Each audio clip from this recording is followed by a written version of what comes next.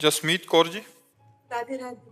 राधे राधे महाराज जी। महाराज जी, ऐसा कहा जाता है कि हम जिनसे भी इस जन्म में मिलते हैं उनसे हमारा कुछ पिछले जन्मों का कर्म रहा होगा, उसकी एक नाता रहता है।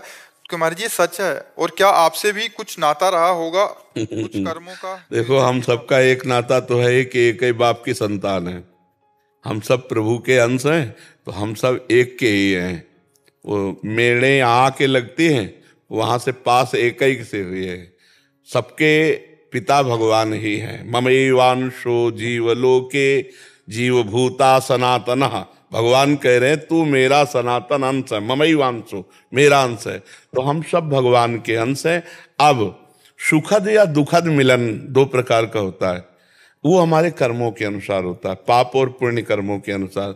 जैसे आप हमसे मिले, आपका व्यवहार बहुत अच्छा रहा और हमें सुख मिला, तो ये पुण्य कर्म से मिलन हुआ।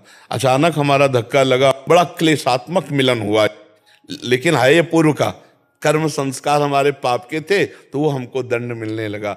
अब संत मिलन और भगवत दर्शन ये कर्म फल नहीं है।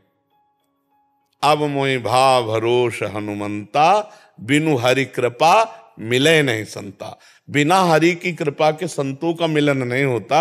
अगर भगवत प्रेमी महात्माओं का मिलन हो रहा है तो इसमें सिर्फ भगवान की कृपा है। जैसे मनुष्य शरीर मिलना भगवान की कृपा, ऐसे संत समागम मिलना भगवान की कृपा, वृंदावन आना भगवान की कृपा, बिहारी बिहारिंजू के दर्शन करना, ये सब कृपा से है।